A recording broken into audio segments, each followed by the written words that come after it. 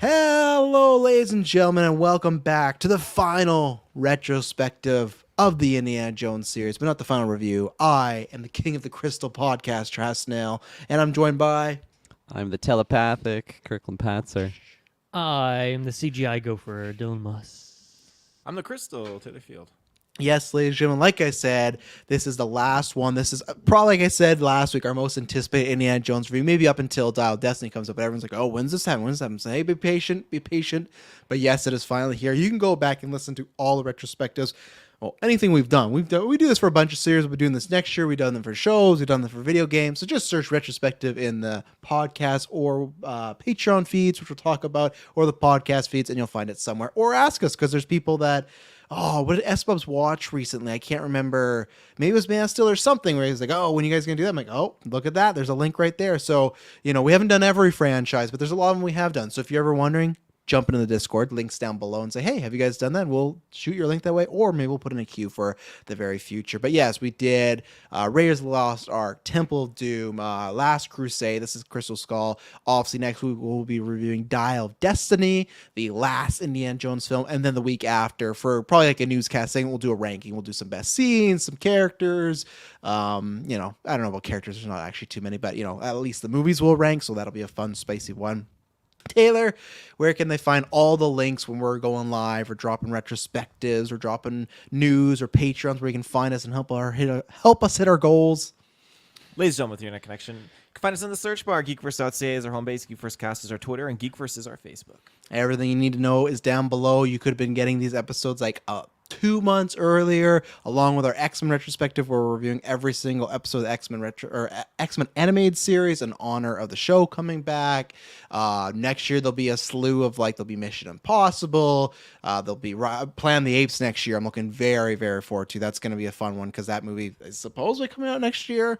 We were doing Fast and Furious, but that's not till 2025, so one's pushed a little bit. But that originals, bread and butter, after 9 Inch Our Call-In Show, Patreon, and all the different tiers have a big selection of early shows, exclusive shows, ad-free shows. You can get a specific RSS feed, so you don't need to go to Patreon. You can just put it right in your podcast player and be good to go. Help us hit our goal, because all the episodes down below, commentary tracks for Star Wars, top 15 video games, all that good jazz, you can read about it. If you help us hit 50 patrons at any tier, $1 tier all the way to the Patreon producer tier, you can unlock 5 episodes for everybody. It doesn't matter if you're free or a Patreon listener. So pony up and help us hit our goal. If not, they'll be just like at the beginning of Raiders, how they locked them in a crate and they're gone. It'll be locked away. And maybe we can be like the beginning of this movie and come back and get them, but maybe not.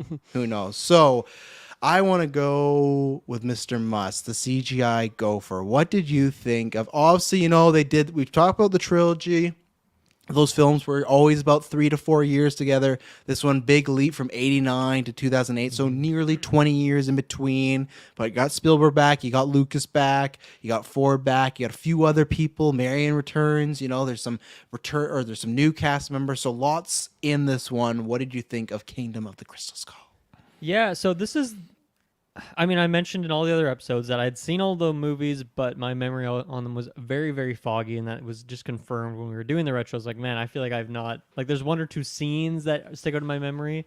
As for this one, the fridge scene, the beginning, that is what sticks in my head, but I feel like I watched that on TV at a hotel or something. I don't think I've ever seen this movie from start to finish until this viewing here.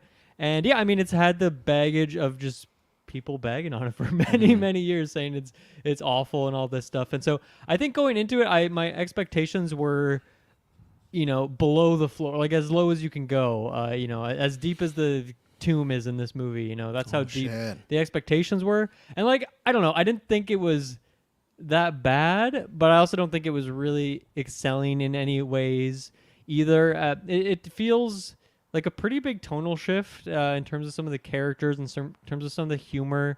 I think there's maybe 1 or 2 plot points for our main guy Indy here that I think this hurts his character in some ways. So we can talk about that. As for just the action stuff, which is at the end of the day, these are fun action movies, popcorn flick action movies. The CGI stuff, I don't think it's amazing for the most part, and I definitely prefer the the practical effects and a lot of the sets that they designed, and there were still effects in those original ones too. But yeah, I don't know. I don't think it looked great here. The CGI gophers in particular, like immediately I was like, oh, okay, this is where we're at in terms of CGI in the year this movie came out and all that stuff. So yeah, I did not have a great time with this. But I also didn't think it was horrible. I think it was just a very middling, very middle of the pack kind of movie. I'll go next because my thoughts are pretty in line with Dylan's, where I'm not someone that begs on us. It's tough because I don't think this is a bad movie. I don't think it's a franchise killer, which obviously wasn't a franchise killer, but that in a way where, man, it just ruins Indiana Jones. I think it's just that those three are made so greatly, even if you don't love them from like a production value, and even just Harrison Ford's charisma, it always carries it, right? So you're kind of going from all these kind of masterworks of everyone like Lucas, Spielberg, and Ford, like at their peak of their powers, firing on all cylinders, to this is like it's all right. And that's how I feel about everything in this movie. And that's where we talk about, I think at the beginning of this retro, when people were asking us like, oh, I can't wait to get to that. And people were talking about like why you don't like it. And I think it's hard to put your finger on it. I do have definitely just actual examples of why I don't like the movie, or I'd say don't love the movie, but I think it's missing that Indiana Jones magic. And it's weird. It doesn't feel like it's directed by Spielberg. And that's what it feels like. It's kind of like very similar to Lucas in the prequels, right? And he did write this, and I think this was part of him retiring because he's like, oh, I write Indy and people don't like that, and I do the prequels and people don't like it. People don't like my movies, which I don't make fun of because he did say he makes movies, but he doesn't show them to anybody because he doesn't want to be ridiculed. So like, I get it. It does suck, but at the end of the day, he's a billionaire, so whatever, it's fine. But yeah, it's just missing that magic. There's just little things where, like Dylan was talking about the action, and the only thing I'll like not disagree but counterpoint on is like, reason I watch this movie is either for Indy or for like what me and Dylan were talking about, the third arc or third act in the last movie where it's like the puzzle solving, where like none of that to me is really great in this. Like the action stuff is great, but I don't get a great moment where he's solving the puzzle. Like when the puzzle, they just like smash stones on other stones. It's like, oh, okay. Like it's missing stuff. Like it just doesn't feel as clever. It doesn't feel as smart. And I'm just not a general fan of many of the plot points, considering Mutt, who like, Shia LaBeouf, terrible person. I think this character like gets a lot of crap because I feel like he's fine. He doesn't really annoy me. It's just that the character doesn't get much to do, and like I don't like the storyline, and I just really don't like, and I know we'll get into it, I really don't like the aliens aspect at all. There's a certain kind of believability that I loved with the old Indiana Jones, where it is like a supernatural sort of magic. So to kind of do this like, well, it's magic, but actually it's science. And I know that's an argument all the time, but I just want it to stay magic, stay supernatural, stay voodoo. Like, so I don't really like many of the plot points. Yeah, we'll get into other specific ones I have, but it's missing that magic. And I think Ford brings as much as he can, but I feel like they just don't even make Indy have as many fun moments as usual and stuff. There's a couple in there that I really like, and I think Ford's doing his best with what we have here. So I'm happy there is another one now that obviously is like got some mixed reaction too, but I'm hoping I will enjoy that one, because many times, this is only the third time I've seen this movie, many times I will just watch the trilogy and I don't have to go to this one. I don't mind having it exist because it's another performance by Harrison Ford, but just kind of get bored. And yeah, the CGI is, to me, honestly just awful. Some of the screen stuff they're on, the biggest thing is we talked about like Raiders, how that truck chase scene's so iconic, and then you get this scene with Mutt where him and Kate Blanchett are on this terrible moving back. It's awful. It takes you out of it, and I really hope that doesn't happen with this one. But I think there has been some stuff in trailers where I go, oh, so yeah, maybe it's one of these things that we'll see after the fifth one that they should have just stopped with the three. That was they did as good as they could, and that's it. So, Mr. Field, I feel like if this one were to release back in the 80s, like a couple years after Last Crusade, I feel like it would have been more well received then compared to like 20 years of people just like stewing on it, rewatching that trilogy again and again and again, and then that expectation is heightened, I feel like. So yeah. That being said, said, I don't necessarily agree, but I agree with you about the heightened thing. I don't know if it would have been like, oh, this is this is great, because there's other, like, Ghostbusters 2 came out in that same era and people were like, this one's fucking sucks, right? So they could have done the same with this of like, oh, Indy 4, like, this really shit Well, the I bed mean, here. that probably is like the Temple of Doom equivalent, though. Would you say, or was like Ghostbusters 2 much more? But like less Temple of received? Doom, like when they talk about the reaction, it was like everyone gave Raiders like an A plus, and Temple got like a B plus A, and they're like, "Well, we're really sorry we made like a little lesser than the first one." But it's like I feel like back then what they considered to be like a discourse around the second one, I think they would have taken the discourse for Temple of Doom for this one. Like I feel like that's part of the reason why Steven Spielberg didn't come back too, because he's like, the last one didn't go the greatest. People didn't love it. I get a lot of shit over it. So like, should I even try this again? So I feel like the Temple of Doom discourse was not as bad as this one for sure. I feel. That's fair. In terms of the movie itself, like I can get on board with that. Just the puzzle solving and some of that's not necessarily there like it was in the previous iterations. But I actually do enjoy this one. I feel like it has for me it has those Indiana Jones vibes. I love when that music kicks in. You just get to see him doing different things, and I feel like them using the interdimensional beings was right up my alley. I love getting that. We got usually like a lot of godly related adventures, and so something like this that is like interdimensional beings, I think that's really, really cool. It just felt like very like sinister and spooky, just them doing like the whole like quest to get where they're trying to get to and all that kind of stuff. So I liked it, but I think like the main thing, I'm kind of like with you, Dylan, where my mind will just pretty much always remember the fridge, notably for this film. I feel like that's just the iconic scene. The fire ants, it's another one, but mostly just the fridge. That's what my mind goes to. But the CGI, that gopher, I know exactly which specific gopher. I mean, they're all bad, but I know exactly which specific gopher you're talking about, probably. That one definitely stood I think out. every single Rick one equally was for his me, name. Yeah, actually. Rick. Yeah, Rick the Gopher. Yeah, Fucking he's hated real. Rick. He's a real asshole on set too. I've heard I heard he's tough to deal with. Yeah, they should have brought the rat trainer back, but unfortunately they didn't. breed more of those those. gophers. Why didn't they breed any gophers here? You know.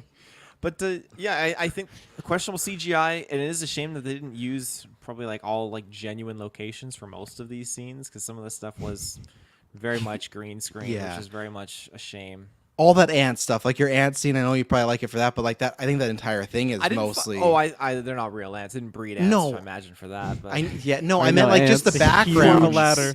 Yeah. Murderous just the ants that can back- pick up bodies. Yeah. Just the backgrounds. There's so many times where they're talking. It's like these aren't woods at all. This is Yeah. just Harrison Ford somewhere in a green screen. Like, where do I stand? What? All right. But yeah, I people hate it, but I never really kind of chimed in and joined the hate for this iteration of it. So Well, if you like it, I understand why you didn't do that. Yeah, he's in the mob crowd. We don't want it. pull my hat down over. But it's my actually face kind a of little more. okay. Fuck that Gopher Rick. All right, Kirkland. So you said this is the second time you're This seeing is the it, right? second viewing I've ever had. Last time I saw this movie would have been probably June 2008, because I think it came out end of May. Went to a friend's birthday party for it. Shouts out to Carson. And yeah, I remember R.I.P. like he's fine. He's doing okay. Rest in power, Carson. This movie, I feel like in that initial viewing, I enjoyed it. 2008, I was in elementary school still and just loving movies. Just having a good time. Aliens. Now you're a sad adult and you hate it. Yeah. Well, like that's the thing. Like I agree with a lot of points that each of you actually brought up, and I feel like I didn't fully agree with you on certain things. So it will be a fun discussion. But I had only heard like bad things about this movie, and I've done the rewatch of the trilogy like many times since this movie's come out, but I've never once wanted to jump into it. Probably just because of like the hearsay of it, and like I don't know, I didn't want to damage the good memories or possible good memories I had. Travis, That's one of my favorite. Yeah, that's one of my favorite things doing this podcast is Kirkland's always like, yeah, I've never rewatched this movie for a specific reason. And I love when that retro's come up because, oh, you're gonna learn today, boy. You're gonna have to rewatch this It never movie. goes keep putting off. positively for me when we do that. Yeah, you're like, oh, like right? Isn't that the same with Rise of Skywalker? You still never. Yes. Yeah. No, one I day. still haven't. See if you get us to 50 patrons by July 31st, he'll watch it for a second time. So that's I what will we do need that. to get that opinion. So. Yeah, but for indie, I feel like because I had such low expectations, I actually did like I'll spoiler rank, like I am passing this movie. Like I did find it tolerable enough, but there was many moments where it felt like a recreation of what Indiana Jones was, with actually having Harrison Ford on there. And I don't want to say like a fan recreation, because I feel like that's too harsh. Like there is a lot of sequences that AI yeah, film. there is a lot of CGI in it, but there is still some good like actual car chase sequences that I think like certain ones definitely could stand up to the quality of certain ones of the originals. But there's just, like you mentioned it, Travis, like it just is missing that certain magic that I feel like those original three had. And while I was watching the movie, I was trying to discern if I had just a lot of nostalgia for those original three, so like I'll never be able to like see them differently as like just a really young buck, you know, but prior to 2008, but like seeing Indiana Jones for the first time, just seeing all these practical effects and seeing Harrison Ford like just in his prime, where I'm watching this movie and I love Harrison Ford, but like in this movie that came out in 2008, I'm like, man, he's old comparing to the one that came out in the 70s or 80s, and now we're getting a one. Yeah. And he's fucking 80 years old right now. Well, So I feel like I yeah. had that in my mind too, where I'm like, if I already feel like he's like on his way out in this scene and some of the action sequences that I know they have a double like doing, because he's an older gentleman, but like those are standing out to me. What's it going to be in 2023? So I had that in my mind for sure, but you're going to chime in there. Oh, I just love because in this movie they have that joke. They're like, "Oh, what are you, 80?" I'm like, clearly at this point he's like 60, so they're trying to make him like up or higher. But then it's like now we're getting to the movie where it's like, Yeah. no, he's 80. Like he's actually 80. Indiana Jones on this adventure, you know. So We'll see how those flashback scenes go. But no, getting back to this movie, I still think that there is a lot of things that I do enjoy. The character of Mutt, I feel like I like that character enough for just being someone that Indy like just interacts with, and maybe the soul son father, said that weird father son dynamic between those two characters. I don't love that plot point at all. I would have been completely fine if he didn't have a son out there. But I just as a placeholder type character, I feel like it reminded me of why I liked certain roles that Shia LaBeouf has done in the past. Like I used to watch Even Stevens, that show, Oh, yeah. the like Transformers. Like I did like his character in that Lucas movie. watched Transformers too. He's like, we're gonna get this guy. We got to get this guy. This is the Well- son of Harrison Ford. no, when did Transformers? 2007. Yeah, but it's the other way around. Spielberg produced Transformers. Remember? So he So probably Spielberg's like, oh, we gotta get this Shia LaBeouf guy. on well, here. because it like before George, everything let me introduce you. before everything went downhill, remember, like Transformers, this, like, and you see the setup in this movie. Shia was supposed to be like the next it guy, you know, like that's how Hollywood was positioning him. They're like, oh, he's gonna be the next star, and him and his agent were making all the right moves. Transformers, Indy, like they were smart, and then obviously shit hit the fan where he's just not a good person, and there's a couple flops there too. But I think it's more just he was hard to work with. Like I can't remember who he was, but same thing where he was supposed to be in Suicide Squad, and the studio was like, yeah, we don't want him on the movie. So I think that's just what happened eventually, where it was like, yeah, we don't want to work with him. So he was being positioned as he's going to be the next top guy. And then when he fell out, it was supposed to be Sam Worthington from Avatar, and then that didn't happen either. I feel like I can see like that like certain quality though when I watch these things, and like again reminding me of that era when I watched Even Stevens. Like I just liked the certain thing that he brought to the role. But He had of a course, very a lot of almost things have happened since then. yeah, and at that point, I feel like he had a, not exactly, but a kind of Tom Hanks like everyman sort of feel, where he wasn't like like when you see like George Clooney, you're like, okay, that's not everyman. That's like handsome, like I can't an be actor. George Clooney. Yeah, but when you see Shia in these movies, like Trans, like, oh, I could see like having a friend like that or knowing that. So I feel like he was a likable person and stuff. And Holes was a big thing for him too. Like I know it was a Disney movie, but yeah, Got a question. yeah, he's been fingers sweating. I jumped in. I Oh, was man. scared. He was pointing the finger at me. Transformers Take those posters 2007. down. Immaculate CGI, and then The Gopher in 2008. I mean, if Spielberg's What did you say was immaculate CGI? Transformers, immaculate CGI. That was really good CGI. Yeah, He went from immaculate to real good in the same sentence. Same thing, same thing. Yeah, I Compared to the Comparing Gopher, it to though, the that Gopher, Gopher yeah, should I'm have with been Taylor. Transformers quality. No, the reason the reason I'm just pleading the fifth is because I've only seen 2007 Transformers 1, so I can't say like agree or disagree and stuff. We But gotta get you back in there. yeah, I don't know about that. Maybe it's just because it's just the Gophers not in that much, and then you're like, let's not spend too much time on it. But like the Gophers fucking suck. There's other they're- creatures that are placeholders for some gophers. We see monkeys. We see ants. oh yeah, they went.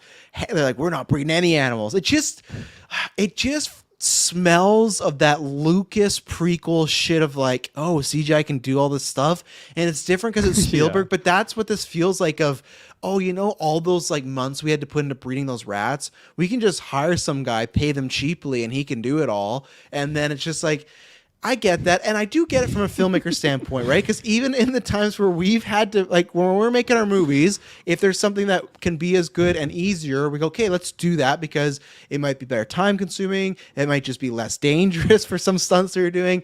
But when it's like a Hollywood massive budget, and I get the idea of like, okay, we want a scene with ants, but like, let's just CGI. But then like, just like, and again, I don't want to be that guy. Avatar comes out next year. Avatar in 2009 has this great CGI, and then you have this like they don't look like they're in the same. This movie looks fucking 4 years older than Avatar. And I know James Cameron, master of 3D. He's like but I just feel like even in that era, there was better we had fucking Gollum at this point, and it's just like we have these gophers and monkeys and like these ants for Indiana Jones, not some fucking random mummy spinoff. Like Indiana Jones, this is what we're doing here.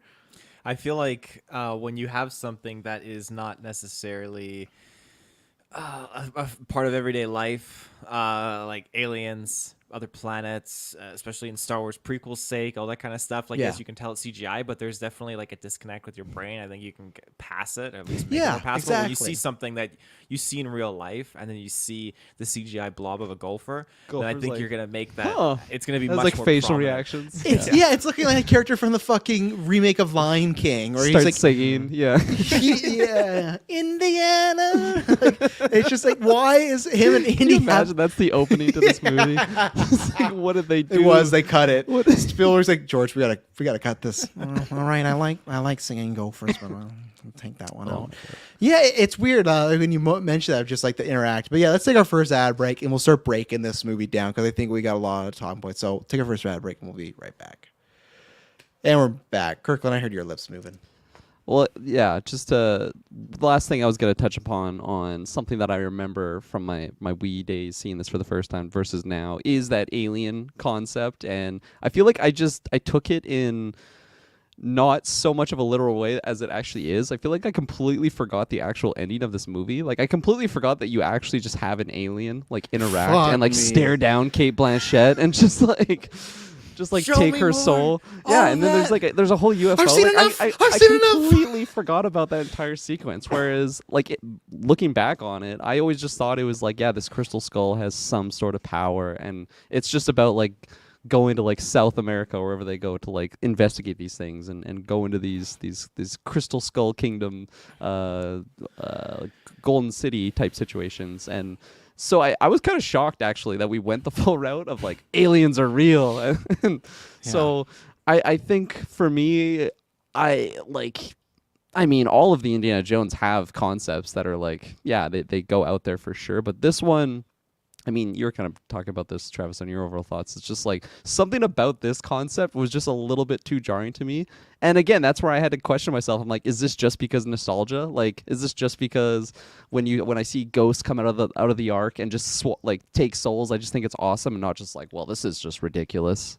Like, I don't know if that is the case or if it is just something that they went a little bit too far on that whole reveal. Like, when we get the throne room of all, like, the crystal skeletons of the alien creatures, like, I think that's phenomenal. I think all that's really cool. It just goes too far once they all combine to the alien creature, and then they go to the interdimensional realm. We see Mac have this fucking terrible death sequence when he, like, trips. He deserves it. He trips. Indy... fucking, like, he hasn't used his whip all movie, so he throws it out to him, and Mac is just laying there holding onto the whip when he could have just fucking got up and walked to him. He's like, get up, Mac, I got you. I'm gonna be all right. Yeah. At least I die an Avenger. Like, it's one of those deaths. He just lets go and dies. And I'm like, why is Indy saving him again? Like it was such a weird sequence, which this movie has many of them, but I just wanted to throw out the alien concept thing because it's the biggest thing about this movie, really. I got questions. Like, can you guys help me understand? I feel like I hope missed so. That's why we're some here. plot points here. First of all, like the tomb that they're in, like, well, I guess that's the spaceship at that point. But the whole The way I took it is like all those structures outside, like those Aztec ruins. I don't know if it's Aztec or mine, whatever is going on there. Like those were built by the people who were like looking at them as like gods or something. Yeah. Like that, right. But so everything inside the. But then I don't know where's like the entrance, because I feel like there is also stuff inside that would be inside the UFO that was like the gold and whatnot that those people would have brought in. Isn't it, well, probably, do they just leave it up top and then the aliens like moved the sand thing and just sucked it in, and like, did they just have a thing where it just kept going up and down, up and down? What?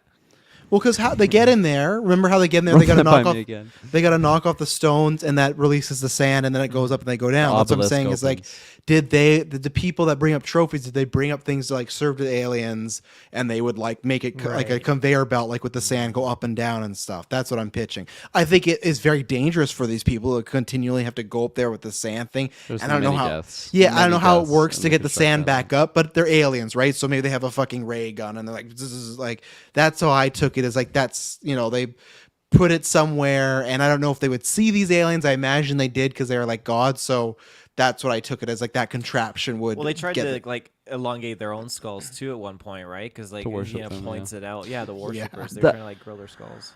That was the thing that I wasn't actually completely sure on, was if they actually interacted with the aliens, or they just found like the UFO and the remains and like saw them as like a deity, right? Just like the crystal skull with all this treasure, and then they just like make this temple around the UFO. I don't know. That's kind of how I took it, but it also seemed like they kind of knew a bit of how they worked, if they were obviously drawing like scriptures on the walls. And I mean, yeah, one of them Well- stole the skull. Or no, that was the conquistador. Conquistadors that that came stole it. Because my interpretation of that though is you have the ship. That's the main group that was stationed there. The conquistadors took the skull away, but you had other ships that were crashed on, like Roswell, and other beings that were not really associated with that, but still they had glass skeletons. That's what the Russians were confirming at that Air Force base, right? Area 51. Yeah. I read it as they had at least interacted with it a little bit, just because how they stuck around so much. But you could read it either way. But it's just, Yeah. and again, I don't mind that. I think that's just, I'm with Kirk on that. He hit the nail on the head. That I just think they went too far with it at the end there. I think I already did not like the alien pitch, because it's the same thing as me as like, Star Wars does this in the animated stuff, that I think you build a world with a certain set of rules, and like when they start time traveling in the animated series, I was like, I don't like this in Star Wars, and that's how I feel with the aliens here. But I at least could have swallowed it if it was kind of like left up for interpretation of, are these just, is this like a mythological supernatural thing that's being confused for aliens? Is it actually aliens? Whatever it may be. But when you get them having a sci-fi scene, and Kate Blanchett, maybe, sorry, all the recipes there for this movie to be great. Kate Blanchett, I could argue, is one of the greatest actresses of all time. Like, it's just, to me, a fact. It's her worst acting I've ever seen her done, of the show me, see me, and then like too much. It's such a campy scene. And yeah, when those, like, that was, they should have looked at that, but like, this is too much. Like, they should just like cut away, and you can hear her screaming, and it's up to you what happened in that cave. Maybe she just died because something fell on her. Maybe she saw something, but they should have never showed us No, all 'cause that they- alien jazz People are going gonna be on. like, "Oh, she's the villain of Dial of Destiny." That's what Sure, I don't care. That's fine. But like that alien scene, and again, the alien doesn't even look good. This is like the money show of like they're finally forming. The alien just looks so just like it's a prop. Like it doesn't. Kate Blanchett's not there with it, and her eyes becoming fucking fire, and yeah, it's all bad. And I wish they didn't. I wish they didn't do it. I agree with you, Kirkland, where the skeletons were cool, and they should have just stopped there and had the pyramid crumble, and that's it. And again, Harrison Ford in this trailer for these movies, I don't really believe in magic. It's like, this man saw a fucking UFO fly away. I guess it's science, but it's just like, how much has this man seen? And in this fifth one, he's still like, yeah, I don't believe that mumbo jumbo. It's like, okay, sure, like, but yeah, too far. He doesn't remember. He's too old. I forget what the exact line is, but they're talking about the, I guess, motivations of the aliens, what they were after, and they were after knowledge. Is Archaeologists. yeah, can you guys help me through that and tell me more about these alien motivations? I feel They're like I just didn't trying to really- learn. Yeah. It's like that's Just like it. a Like there's no. scientific That's way. it. I think, Yeah. I think there's two. What are they trying to learn though? Like that's so. Well, that's why they took the artifacts. They're just trying to learn about us as a people. Yeah. there's two outcomes. I'm not sure if this is like a Neil looks so like Stephen disappointed. Hawking. I mean, like I just felt like I missed something because it's such an unsatisfactory point. You like build up all this, Yeah, and 'cause- like they have this line or two, but yeah, Yeah. is that really as There's deep as two- they? went? Because Indy's like the gold. Oh, the gold was their knowledge. Like that's what it is. Like, oh, okay. Sorry, there's Taylor. two go on. there's two commonly like noted like alien kind of perspectives where you're out there, you're spacefaring, all that stuff. You're either doing it for war, resources, all that stuff, or you're doing it for knowledge. Those are the only two foundations basically that people kind of come to terms and consensus on. So in this case, yeah, knowledge. That's it. Archaeologists. Great. So similar to Indiana Jones. Yeah, right. That's what they're trying to portray there. It's just like and it's funny because like we talked about this with Temple of Doom, where I don't know if Steven just does this for the movies to get bad reactions. Where he was like, "Yeah, I don't really like I wasn't a fan of the alien things, but George felt passionate about it, so I followed George." So Throwing him under the aliens. bus. yeah, I I was always so wonder against if they it. like cracked the idea together, and then for me, he's like, "Yeah, I wasn't really a fan of the whole aliens thing. Yeah, Temple of Doom was a little too dark for me, but you know, George likes They to just do love it." throwing shade at each other. Yeah. So, and yeah, it's just, again, too, it's just, this is a completely my thing, but it's just also when you have the whole Indiana Jones and Han Solo thing, that's another reason why I don't like the aliens thing here, because it's Indiana Jones like interacting with a Han Solo type of like aesthetic as far as aliens and a spaceship and, you know, stuff like that. So yeah, it's just, I guess I should just stop repeating myself, but yeah, overall, I think that's a big misstep in this film is Yeah. this, you know, and I'm still worried that there's rumors that this next one has time travel, and that to me is like another like, I don't know where I draw the line, but Alien was not what I wanted in Indiana Jones. Maybe they'll sell me, but I just like, I like the idea of haunted artifacts or potions. Like these are really grand ideas. They start to break my brain a little bit of now I'm too far past the believability. So Well, Taylor, how do you feel about that? Well, as a with the concept? aliens, I mean, I really really liked it. I don't have any problems with all like the godly things, them focusing on that for two of the films with the Holy Grail and the Ark, but the voodoo stuff I think is really really cool. I think that it's just another mystery that just fits with Indiana Jones. While it definitely gets wacky and outrageous with the spaceship and everything like that, I didn't need that. I would have what I really really loved is when Kate puts the like crystal skull in front of Indy, and like it's just like you hear the music and you hear that vibration, and it's like fucking with his mind. I really like that, and I thought that would have been cool to see it done at the end with like not seeing their actual like the body, just the skeletons, and just build off that eerie like tension. Like you said, Travis, you don't get to see what happens with Kate's character, but I think you could really play off of that well with just the power of these really cool set piece of skeletons and just how intense that is. That being said, yes, that ship has sailed. We didn't get that. We got the combined like Exodia aliens. So Yeah, so I guess they're like powerless until that is returned essentially, and then once that happens, they're like, well, we shouldn't risk it. Let's get out of here while we have the chance. Is that? they're afraid of Kinda more what's going on. conquistadors popping off here and taking. these Yeah, skulls. watch out with with the the We're gonna get Spaniards. the fuck out of here. yeah, no, I do Our take only it. weakness. Yeah, For having I- all that high tech, it seems like they really have their weak point open. It's like when a boss in a video game just has like a giant glowing purple orb on their back or something. You're like, well, I wonder how I deal damage to this guy. Like, I don't know. It feels like, man, these guys, this advanced race who can clearly travel between planets and whatnot, you know, pretty easy to thwart them. I think they're doing that thing though, where like, because lots of people try to portray aliens of like they're peaceful beings, so they would like from where they come from, violence and stuff would never happen. So like when they land here, you know, and I'm not saying you're wrong. Like I think it's poor writing, but like I'm trying to get in the mind space of George and team of like, well, they wouldn't expect the humans to do this because they're like peaceful people, so they get taken advantage of and they take a skull and stuff like that. And that's where I do take it that the reason they do just ship away is because they learn, okay, no, they're not, like there are some people that aren't peaceful. We got to just get right out of here. And again, also rally the troops. That's what Yeah, the next and movie is. all They're coming these- back. all these people that were hailing them, you have this whole scene and sequence of how did you get past them last time, Ox? So you get like 10 minutes of them trying to get past these people.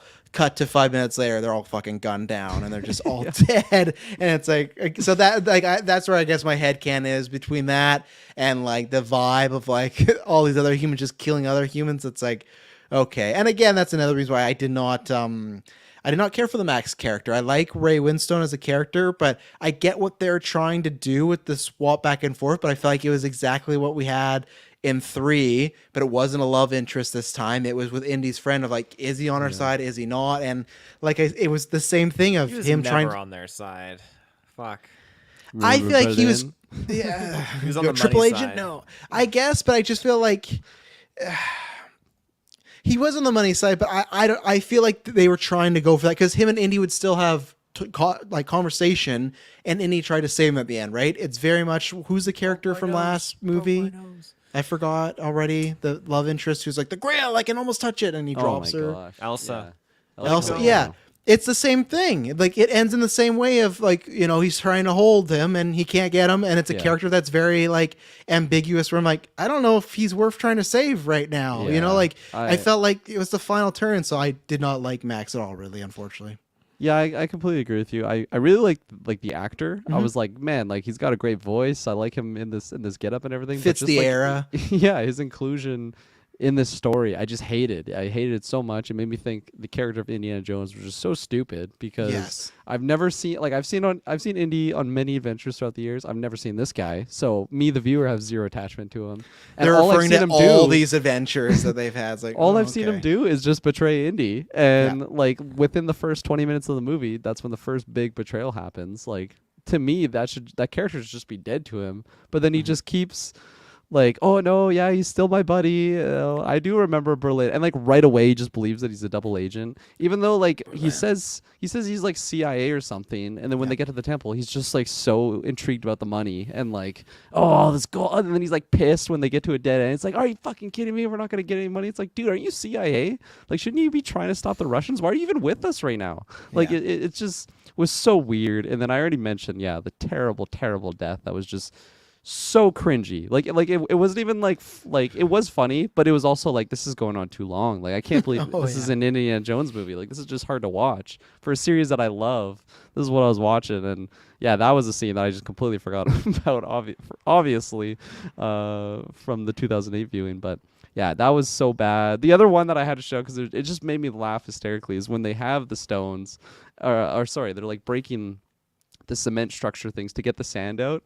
And the first strike that Indy does, Mac like thinks he's gonna like Yeah. Indy's just gonna fucking finish him. Like it's Mortal Kombat right there. He like grabs his shoulder He's like over his head, prepares himself. and the camera goes over Indy's shoulder, like Yeah. on the Mac character. He's like, "Ugh!" And it's just, oh my gosh! Like, And it's what like, are are you you- kidding me right now? Like, Yeah. what is happening? Are you trying to expect me to believe that Indiana Jones is gonna fucking murder this man after he just said he's CIA, and just like a cut of like Indy just Yeah. smashing his head? And it was such a weird moment to have. I was like, why are we like, what's the point? What's the tension? It's not Yeah. even funny. It was such an odd choice that they did that. If like, it'd be different if they were still not on trusting terms, but yeah, odd scene. So weird. Yeah. Did not like Mac. Yeah. You guys have anything to say on Mac or move along? I'm Macless over here. Yep. Yeah, I wasn't a big fan of him. Yeah. If he feels like a character that it's when they try to bring an original actor back and the actor's like, I don't really want to come back. So they bring back somebody like, we've been on so many, like the first 10 minutes is just giving him exposition to be like, oh, I'm a good friend of Indiana Jones. You know, it's like they want to get like John Ray's Davey back, which they tried. I'll bring up in trivia and stuff. Like it feels like they want a character like that. And at least with the third one with Elsa, I can kind of go, okay, Indy acts like a little naive, but it's like because you know they slept together and he's semi like not in love, but there's that way, right? It's that kind of the lust is making him turn where it's like, I don't know, this is just some dude who keeps screwing you over. Like, why are you still going with this and stuff? So yeah, I don't know. Dylan, where do you want to take us? Well, you guys were talking about Shia earlier, and I want to talk more about that character. Yeah, I mean, you know, we're talking about how this is kind of like his era. You know, he was on top of the world back here, Yeah. and so I think he's good. There's just something about the dynamic between him and Ford that doesn't work for me, and I think it's because Shia, like in every movie he's ever been in, is such a big character. He's such a big personality that I feel like he brings the gravitational pull around himself, and there's something about that and the way. I mean, Harrison Ford, I feel like there's some subtlety even maybe more so in this than the other Indiana Jones movies in the character. He's not like a super over the top action star type character who's quipping every 5 seconds. But obviously he is the focus of these movies and everything revolves around him. So when you have these two forces, it just didn't really work together so much for me. And that's even pre, twist and reveal of, them being related and stuff like that. So it's weird because like individually, I think they're both doing a pretty good job for the most part, even though I think the writing's like a bit it's a bit more like over the top, a bit more like I feel like the humor is a bit more slapstick in this movie and stuff like that than the first three. But yeah, even with all of that, I just think they're both very charismatic and good at what they do, that they're individually good, but something about it didn't really mesh so much for me. I'm curious how you guys feel about that, considering what you were saying about Shia earlier. I definitely agree. I think that was a good way to put it too, especially us just coming off of the third movie, and we saw how well that father-son dynamic was handled with Sean Connery and Harrison Ford. So to see it here, like it is a different dynamic because like he didn't even know that he had a son, whereas like the Sean Connery one, he like just a distant father, never really, I don't know, was fully there for him. But I liked what you said, how like they do each have like their own individual stuff that I do like, but just meshing them together, I didn't like. Like I think there's very few scenes that I would have pulled from their dynamics and been like, yeah, I really like that scene. I feel like a lot of the humor didn't really like hit with me. All of the father-son jokes when he's like, "Oh, sit down, son," and like dropping these lines, and he's like calling him pops or something like in the middle of an action sequence. It was just, again, like it was just kind of cringy, and I did not like it at all. I think the one that was way too rushed for sure. Right? Yeah. Even all the stuff with Marion too. Yeah, all of that's way. You're going back to school, like just right away. I think where it worked the best for me personally is where they didn't even know that they were father and son, was like in the diner, where they had like the little greasers versus the jock sequence. Again, like it's pretty corny, but in the moment I actually did like it, especially you just have the music and the chaos going on. But yeah, that's pretty few and far between that I enjoyed those scenes. Yeah, the only back and forth I did like is near the end when he calls him Junior, because it's like a fun little nod to Sean Connery, call him that, and then he calls him Dad. But I agree with what Dylan said. It just came on way too quick. It literally is like he finds out that's his son, and there's not even a sequence where like they sleep a night and then it's the next day. It's literally in that same truck where he's like, "Move over, son." It's just like, it's like the aliens. I don't understand the choice. I feel like the two routes were either from get-go, they are father and son, and they are estranged, similar to Ford and Connery, but that's fine. It's a similar, like a cycle, right? That when they sit down, they haven't seen each other, and it makes sense why they get back together, right? Hey, the woman you love and my mom are, the person we share is in danger. We got to go. Or I wish they kept it that was just Marion's son, not related to Indy at all. And that was, I think, a better dynamic, because he can still marry her. He can still become like a father-like character to Mutt, just because he's not blood related. It's a weird thing. We've talked about so many times, right? Where in Hollywood, Star Wars, like, oh, to have some familiar bond, you have to be blood related. It's like this world has millions of people that adopt, and like there is a genuine connection there. That is their parent, their sister, their, like, to have to do this whole thing of, oh, well, they'll only be connected because it's his son that he didn't know about for what? Shia's how old? I don't even know how Shia old's supposed to be in this, because I think in this he's probably like mid-20s, late 20s. I think early 20s. The character or Shia?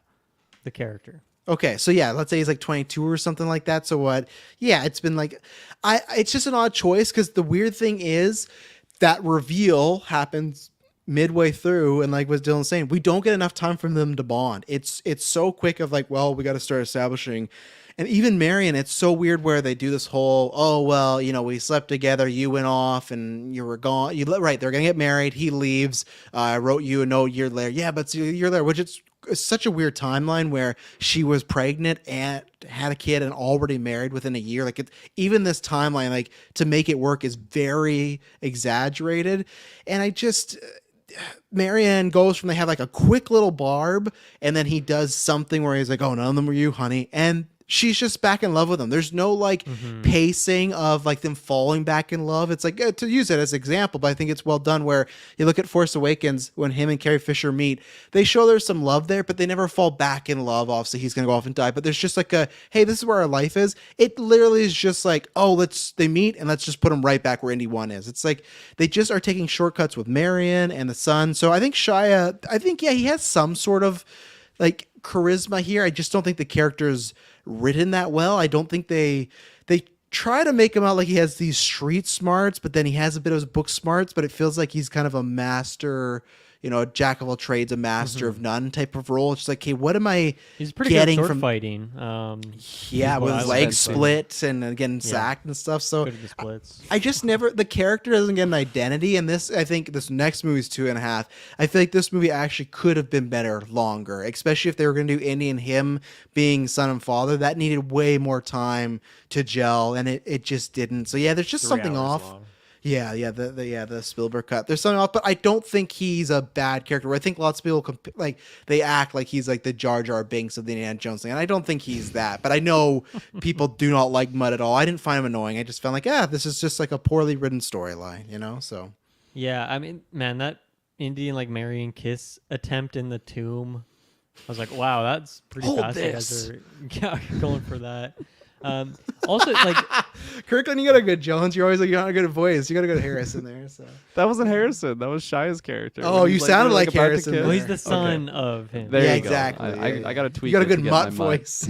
But no, I mean, because Indy, he can be an asshole at times, but for the most part, he's like a good guy, and he is, kind of a womanizer and stuff like that. But for him to be like an absent father and like make that part of his storyline, I know it's like he didn't kind of know, but at the same time, yeah. it's just like, I don't know. That's to me not good character development for Indy, that he's an absent father now, and we just have to live with that as a part of his character. It doesn't fit for me of who he was in the first 3, because he's not a piece of shit. He's nowhere close to it. He has some moments where he's maybe a bit of an asshole or something like that, but even that is like just little moments here or there or something. So Because at the end of the day, he's always like, even for the Elsa, it's like even for Mac, like, he's still putting his life on the line to save people that like screwed him over multiple times. And it's just, if the timeline of, so they're going to get married, he leaves, he writes her a letter a year later, and then he never thinks or goes to reach out to her ever again, also feels very odd. Like for Yeah. him not to even know who she's married to. And like they even established like her, like Ox is like a similar, like they're it's a friend they have in common. So they have friends in common. Like they never cross paths ever again. He never hears that, oh, she got married and had a son. Even that, like the fact that he knows nothing about her, like you got married to the guy I I don't introduced you blame to. Indy for that, though. I blame that all on Marion, because No. Marion clearly kept it secret, From the world? at least from People- Jones. But this is what I mean. Like but who they fucking estab- left? So here's the thing: if Indy is just raw dogging her, Taylor, and then he just disappears without a trace and never contacts her again, I don't think he disappeared without is a he trace. is he that dumb to not think that, oh, there's a chance that I got her pregnant or something? I like think that? He She said he just only didn't- wrote her one letter. He did disappear. He said, I wrote you a letter a year later. And that was and the only clearly, contact. clearly didn't like leave a door open in terms of like, if you need to contact me if you're ever in Yeah. trouble or anything But- bad happening to the person that He's clearly always going loved or back to loves. teach at school, so she can always just like connect with them there. Be like, hey, you have a kid, like, pay some child support. But my point too is just like I said, they established that they share a few similar friends. So I just don't buy that Indy would have never heard anything about her. Like someone would be like, oh, Marion, she's having a baby, or like it's like he was fucking Han Solo, like frozen in carbonite, and he woke up 20 years later like, oh, I got a son. Oh, you're married. Like it felt very odd, and I don't know why they just didn't have just him be the fault. Like again, like they could have got divorced. It's just, I don't know. They made it harder than it had to be. I don't know why they had to do these loops, and especially because I feel like maybe I'm remembering it wrong. I feel like it wasn't a twist that Shia was his son. I feel like everyone knew going into the movie it was his son, so it wasn't like a, oh shit, who's Shia? And then it's like, oh, it's his son. It's like I feel like all in the advertising and stuff. I'd have to look at a trailer, I guess, but. That would be interesting. I mean, I obviously had that perspective going in this time just because Mm-hmm. people have talked about this movie, but I would be shocked if that was the case in the marketing. That would seem like a very weird, very, very weird choice. It's something Pull like up a I trailer. remember like catching on to like right away. Even again, like as a kid seeing this for the first time, like I didn't feel like it was a big, oh my gosh, he has a child and Marion's the mother. Like it because I'm pretty sure she was like in the trailer too. And then you have this like mutt character, and you've assumed that Indy and her have done some coitus. Yeah. Plus, like even like without that, you're already assuming the second you meet this guy and you know that Marianne's like his mom, you're already assuming like, okay, I know where this is going. Like, Yeah. don't mention Marianne at all this stuff. Like, I don't know. It's weird. I'm gonna try and pull up a trailer after and see if they show anything here. Okay, here we go. I got one. Let me pull it up and see what we're doing here. We haven't done this in a long time, right? Well, last time was Evil Dead, I think, right? We pulled up a trailer and see what they're showing us. So let's see here. This is trailer number 1. All right, so tell me, obviously, if you can hear it. Can you hear it? Can't even see it. Oh shit! I gotta pull it up. We can't hear it until we can see it. It's Hang on. not like the post credit of. Yeah, Invasion. dimly lit room. It is a dimly lit room. Okay, can you hear it? Lost city Yeah. in the Amazon. Yeah. Supposedly built out of solid gold, Indie Solid music. gold. guarded by the living dead. See, this is all not alien stuff. Whoever Solid returns gold, the living skull to dead. the city temple That's it. Yeah, but you will be can't. given control over its power. Oh, the sword. Help us find it. Yeah, we're gonna get. Don't worry, we're gonna get the Kate Blanchett. A simple yes will do. Oh, I remember that one over all the marketing. Yeah. Yeah. So Put your hands down, will you? You're embarrassing us. we got the airplane sequence again this movie. Great. You know, I'm happy. Oh, there's Hopefully we get Johnny to fly. on the bike. Yeah. Don't touch anything. Yeah, they don't really hit the alien aspect at all. They're like, George, this was a mistake. We can't talk about that. The trailer definitely sells it like a original indie kind of film. 100%. Except No for this part. gophers. Yeah. Come on, genius.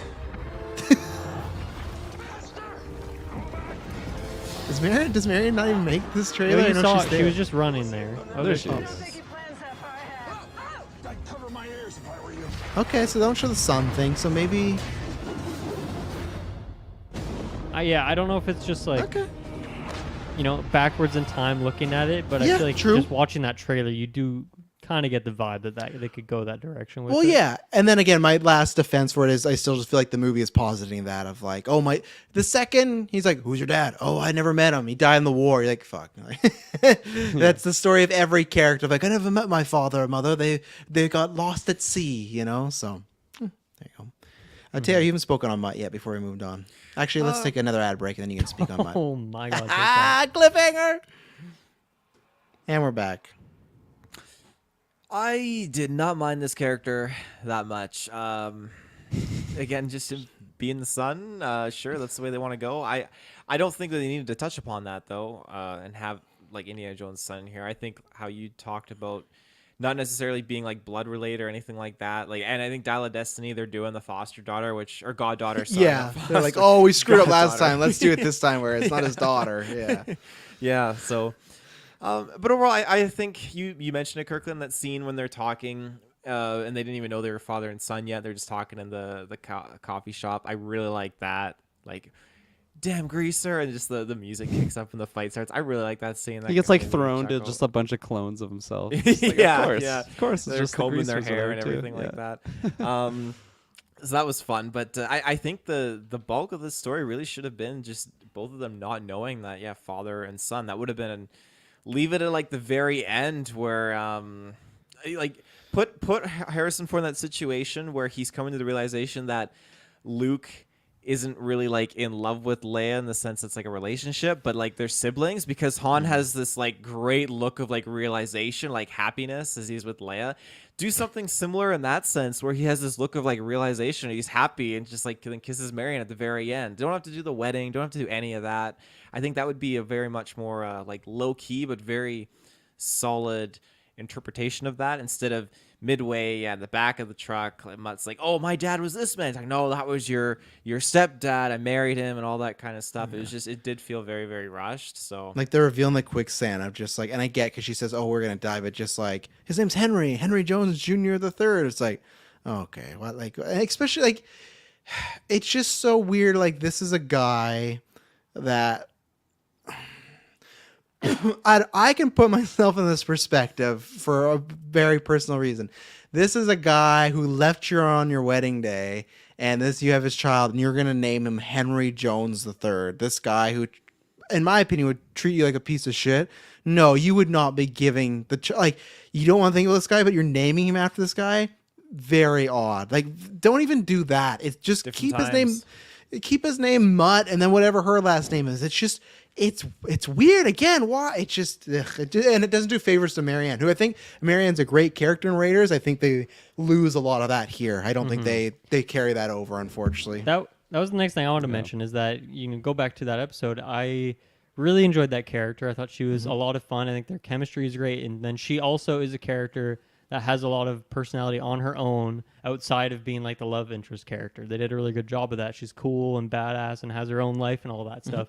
And I think that a plot point like this, 20 years later, this sort of reveal, I still think it'd be pretty hard to make it not rushed no matter what. But I do think if Marion was a character that was used in Temple or, I can't remember the name of the third one right now. Yeah, like I feel like if she was used throughout in some ways, maybe it would have been better. Now, obviously, it's weird because Temple like takes place before, which is stupid, but... So I don't know how you do that and how you retroactively fix this. Obviously, it's hard to do it that way, and they didn't really plan it that far ahead. Instead, they're just like, who's the most likely candidate to be the mom to this kid and all that stuff. But yeah, I don't know. It's clearly something that was 20 years later. How can we connect to this old thing and not like future proofing in Raiders? Obviously, that would be pretty wild to think about that. Of way back then, the first movie, they don't know if it's going to be successful. They don't know if it's going to take off and have this trilogy and then come back 20 years later, all that stuff. But yeah, I think it's a pretty poor job of trying to connect to some old threads.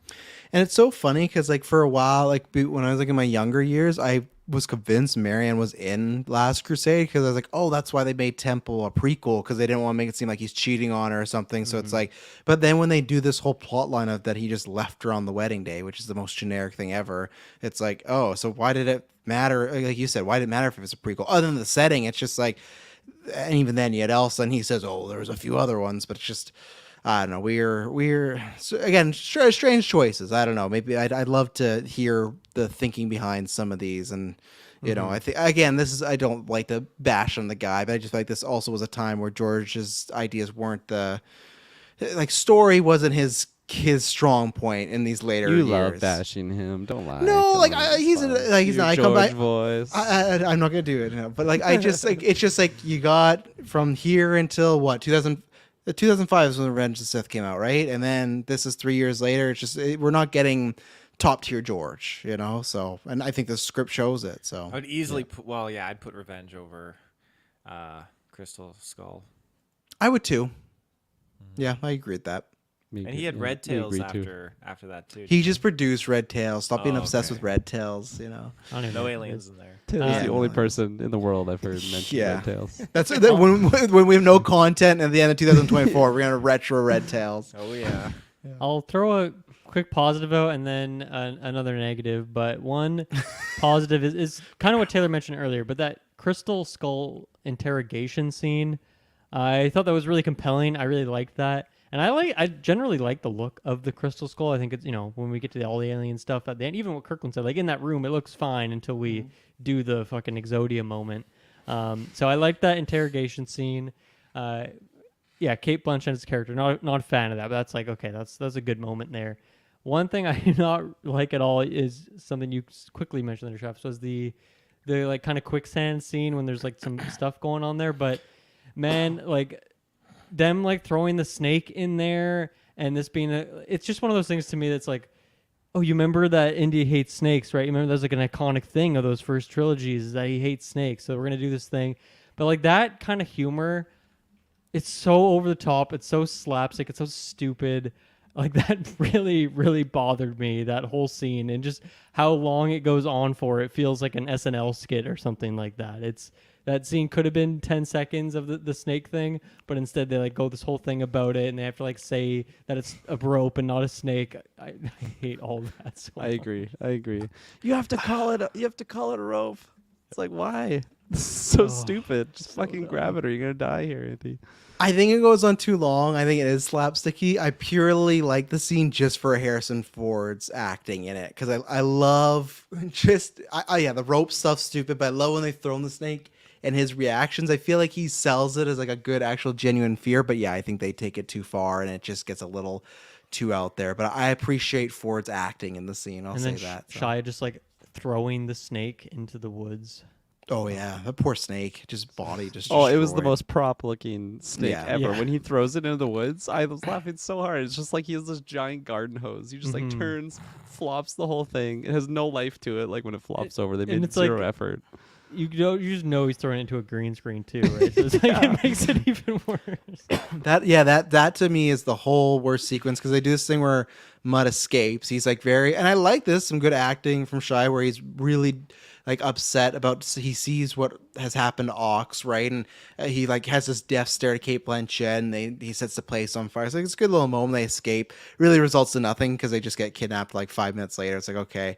But yeah, that we've already talked about, but that creates the car chase, where that to me is bad. You got Shia fighting with the whole like doing the splits on there. You got I know Taylor, you like the fire ants. I do not. It just comes off very just cheesy. It comes off like very similar to The Mummy, and to me, like, The Mummy should be below Indy. It shouldn't be on the same level, and that's where it is here.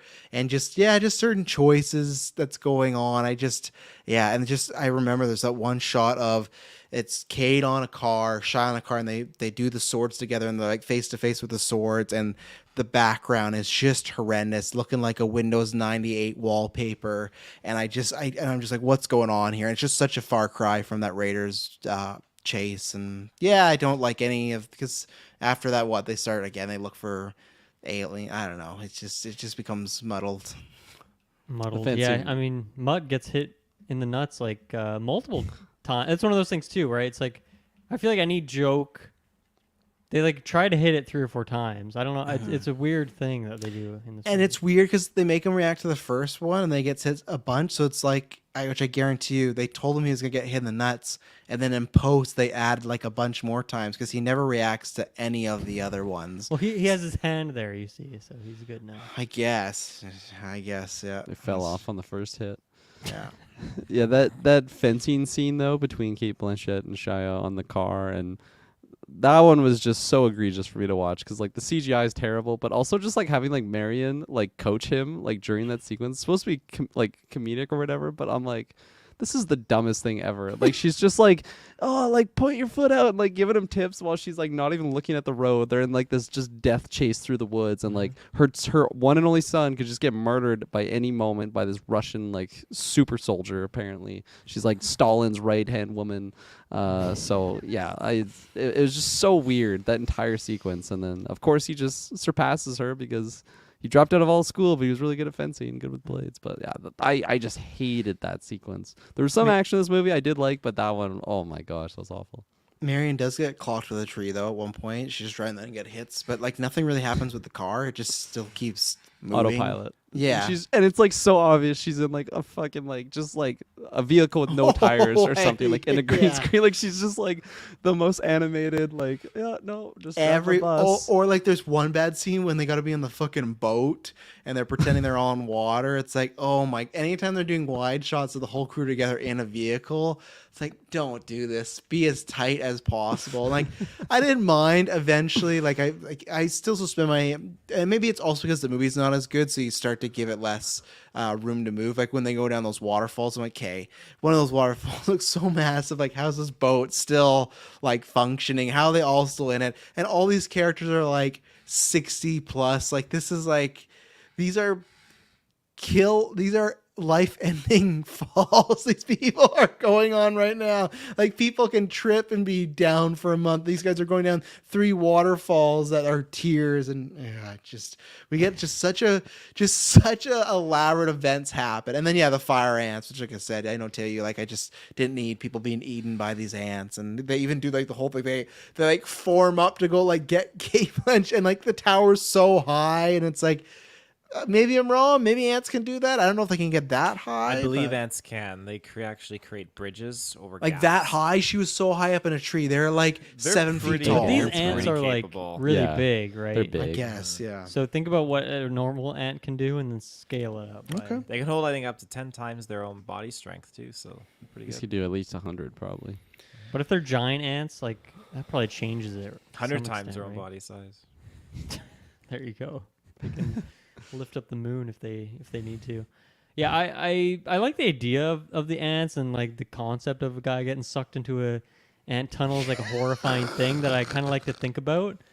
But yeah, it's the CGI that makes it not work. And like Kate, like she smashes it, and then there's like all this goop in her hand and stuff. It's yeah. There was one gentleman who was just like an extra, just was like a death. Like he just ran and just fell to these ants. And I like while I was watching, I was just like, man, this guy like was just had cameras on him while he just like collapsed on a mat and just squealed and made this like really weird noise in front of a bunch of random people with 0 ants, and he just had to like sell it. It's just like I don't like Give us a I reenactment. but like I couldn't even like latch on to the idea of like this guy's getting eaten by ants or something. Like when I watch The Mummy and I see that character get eaten by like the scarabs, Yeah. like it does like the CGI is not amazing there, but I still am able to like get taken into it because they hide so much of the actual like effect. Like he's not just getting I don't know chased There's by about these thousands of power scarabs making. on Yeah, them, too, yeah, yeah. exactly. Like the one underneath the skin, like it just goes so much further than this guy just getting covered and yeah, just collapsing and squealing. But that's what we got, and that was a scene that I remember. I remember actually really liking the fire ants back then, but it kind of changed on this go around because I think I did like the aspect of like the skull having this effect on the ants, like they just like completely deviate across from it. It just shows like the power that this telepathic skull has, and I didn't throw in when you guys were talking about it, but I did really like that interrogation scene too, and just the whole crystal skull in general. I did really like it as an artifact, but yeah, the fire ants. I don't know. It's just like maybe too much CGI is what took me out because like I was mentioning that with the car chase scene, even after the the waterfall, different element. Fog. The That's in waterfall 5. Reverse when they volcano. collapse and Kate Blanchett she finds those like trackers that Mac's leaving. And it's just so obvious that they're just like standing in this one room and there's no waterfall behind them. Like it's just like a terrible green screen. It's just, it takes me out so much in those moments.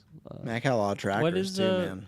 what is an action He did. scene? You said that there's some that you love. Yeah, Which the one that ones? probably one of my favorites in this. It is kind of the early stages of Shia's character and Harrison Ford's character, Indian Mutt, when they're going through like the university on the bike. I like it's just like a real bike going through these areas and like actually have like the in the vehicle shots of the pursuers as well. They have those old like the actual era accurate vehicles. Like it was just cool to see like that.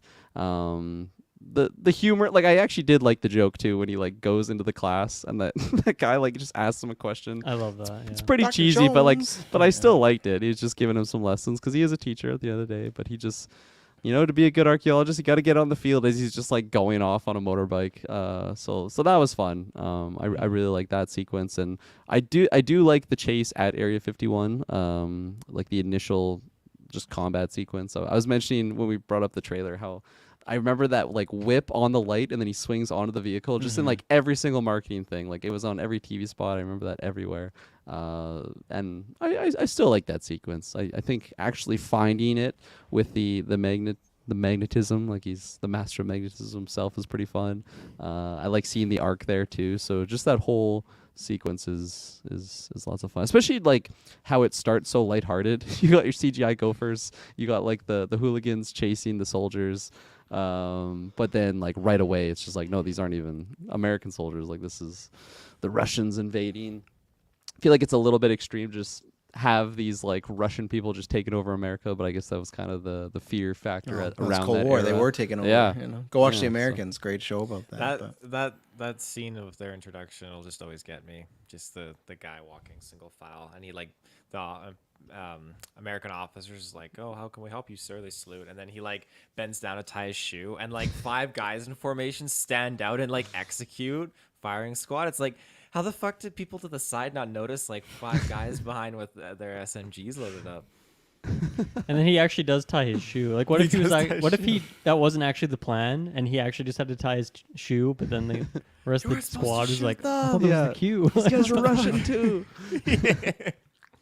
I was gonna say something, Kirkland. You mentioned what I liked in the school and later on, because there's a great shot when they first. I can't remember what they are, but they're in the jungle and it's like dark out, and they're finding like some of the like the hieroglyphics. Yes, Hieroglyphics. hieroglyphics. You found But like when they're finding all that stuff, I like the slow peppering of him just thinking Indy's like this desk jockey that doesn't do much and he's a teacher, and I like that slowly, and then finally, like I said, at one point it's a shot they use a bunch of trade, but I still like is when he walks out and like kind of the lightning goes off and he's like in his full Indiana garb and stuff, and he's just like, "Oh, so you're a teacher, hey?" And he's like, "Yeah, some of the time." Like, I liked that reveal again, that he wasn't being braggadocious about, "Oh yeah, I'm just a badass who could do this." Like, he's kind of underplaying it, whether he didn't want to talk about it or just hide some stuff back. And I like too that dynamic of like Mutt kept getting mad. He's like, "Hey, you don't got to be like so hot about everything." Like, he kept trying to like cool him down. So that was a fun kind of similar. Like, Indy wasn't at like that when he's younger, but like there's aspects. So I liked that kind of prolonging till we got in front of everybody, like the Indiana Jones explorer back and stuff. So yeah. I like the whole. I mean, we talked about the fridge. I do still enjoy that. I like the Nuketown kind of setup of him scrambling around, or he's like trying to talk to the people, and then he realizes what's going on there, ripping everything out of the fridge. Like, that whole sequence is fun for me, and it being the one thing that my memory latched onto from it, it's cool that part at least held up. He tried to catch a ride with Gophers those aside. Russians. Yeah. Tried to catch a ride with those Russians, and it's. Enemy I'm of sure my glad enemy. I'm sure glad he didn't catch a ride with them, because they got Yeah. freaking nuked. Where are you going? That's Yeah. like, you know, when you're young, you're playing hide and go seek, and the person's counting down. They're at like 8, 9, 10. You're like, "Fuck, I got no hiding spot." You're just running around trying to find it, and I feel like that's what it's like. You just Except you die. pull everything out of the fridge. Your mom's so pissed. Yeah, that scene is. I'm not a fan of that scene. I like the idea of the Nuketown, but the whole nuke fridge is just 1-2 step far for me as far as the whole. He pretty gets nuked, unrealistic. he survives, then he gets like shot like 100 And feet opens out. like right away. He's like, Yeah, yeah, and he's fine again. He's 60 No plus, bruises. but no bruises, no broken bones. It's just like it's just. I just don't know why anyone looked at the script. I know why, because it's George Lucas and Steven Spielberg. So yeah, cool, but just like somebody need to be like, this is why we doing this thing here. But no. I mean, there's aliens. Like, I feel like that's more realistic than aliens in a mothership jean jacket moment. You know. I'm trying to think like what's more realistic, Aliens the could be aliens or real. the. I feel like I go the aliens are more realistic though, because like we know what a nuke can do. I don't know what these aliens can do, and maybe The there's. lead very line different. fridge. Come on, that thing's like built to last, man.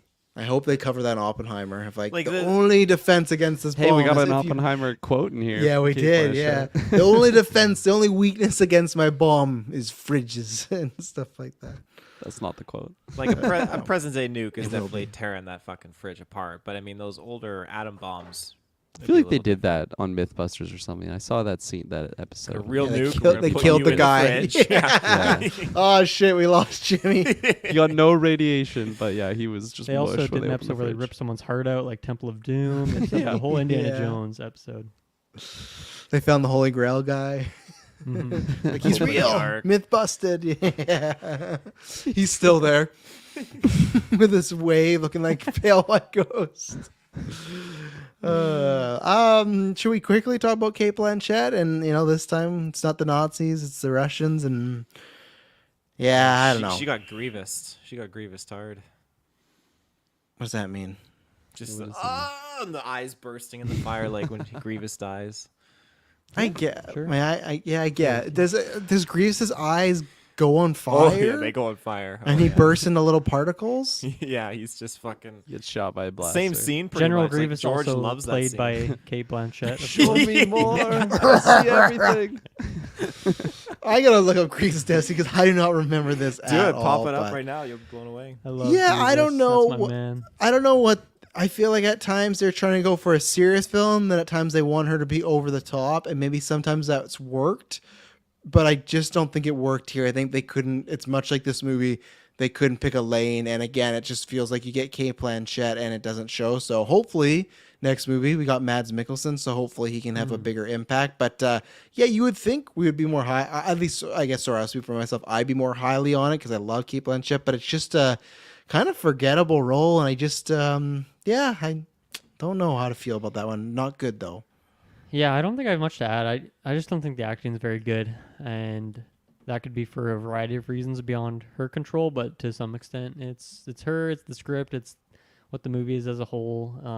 Yeah. It's the look. I don't like the look they went for with the character and the hair and all that. So just overall a dud villain for me. Taylor I was also right. just- Grievous does die that way. So there you go. I also just don't like the Soviets as the threat. Like there's so much the Cold War isms. Maybe I just don't know enough about that history to really care for it, but like they have like the rallies of the people like say no to red, and like that's just such a big thing. Indy drops the line, he's like, "Hey, I do like Ike." And it's just like I know enough that that's like something around that era, but like that means nothing to me. So when he drops the line, I'm not like, "Fuck yeah, I like Ike. Fuck you Soviets." Like it's just such a non-threat to me, whereas like the Nazis, it's like, okay, yeah, that's the major evil. So I feel like I just like a lot of the filler characters for like what the general would have been, like the one that dies to the ants in that hand-to-hand combat with Indy. Like I felt nothing for that character, but in the Last Crusade I was shouting out that one like general Nazi character that I like his inclusion. He's a fun villain to have, but I don't have that feeling at all for any of these characters. Even Kate Blanchett, which is crazy to me because I love Kate Blanchett. She's Galadriel. Like that's I love that actress, but it's very unfortunate just having her Russian accent in this, and just the way that she's like really like moving her body around in some of the scenes. It's just not what I wanted. It's funny between like this and like Thor Ragnarok. It's like these times where it's like she's the villain, she's the antagonist. You think it's gonna be great. I'm not saying it's her because I feel like both of them are problems here, and then I think Taika's not the greatest at writing. You know, like I like Gore the Butcher, but there could have been more there. And then even with Ragnarok, I feel like, oh man, they really misused her there because she's just there to kill off Asgard, and that's about it. And it's just kind of disappointing. Like you feel like well, actually, everyone go watch Tar. Watch Tar, and you can know that these are scripting problems, and she can play a great fucking villain because Tar is fantastic. But yeah, it's just a shame in these bigger IPs that she kind of gets these kind of meh characters. So I like Hela and Ragnarok, but yeah, but taken. don't you feel like is she? I guess I just feel like when we heard that announcement, we're like, oh, this could be a top 5 MCU villain. Like I feel like there's She's a lot of top hype. 10 for me. Like you know. Yeah. I think when we did our ranking, I think you're right. She's not there for me, but all right, I'll give it to you. Anything I have like stuff to shout out, but like I don't think anything like specific as far as like a thing. So wherever you guys want to go. No, I'm ready for those notes. I'm ready for trivia. I'm ready. Note it. Okay, well hang on, let me just see here. Oh, one scene I did like is when they were getting it was just Mutt and Indy, and Mutt was gonna get shot by that the villager that had like the dart gun, and Indy just popped up and like shot it back at the guy. I like that. That was like a fun little scene. That there. action set piece is pretty fun, actually. Yes. I'm glad you shouted that out. When they're just jumping through holes and making crazy noises and stuff. Yeah. They got the masks at first too, so I'm like, what the hell? Yeah, and there's some cool stuff where like they walk down and then the hole you just see like the mask move and then you see them like crawling around like that is again because right after that scene for me is when we get the reveal of like what the skull is, or we're starting to get the alien. So right then that's like that classic kind of indie feel of, you know, they're going into, because even the setup is just like there's a city, oh god, what is it called again? That's the golden city that no one can fight. forget, yeah. Esplanada or Esposa.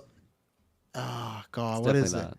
Definitely not. No. Taylor should know this. El Des- Dorado. El Dorado, thank you. Yeah, like that. Like it's just it feels like again. Had it in your pocket the whole time, Yeah. just letting him fumble. Come on. That's not Esposito, cool. is that what you're trying to say?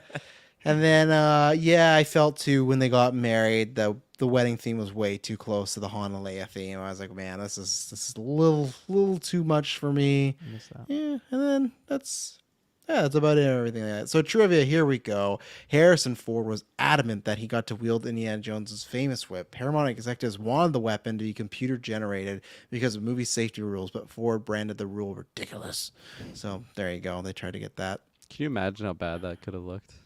Just like with the quality that we got, him just like trying to save Mac at the end, and he's just like the pixels are moving like in his hand. It's He would have just been like so Ian obvious. McKellen on The Hobbit set. God damn it, Steve! can't Where is work like everything? this. Yeah.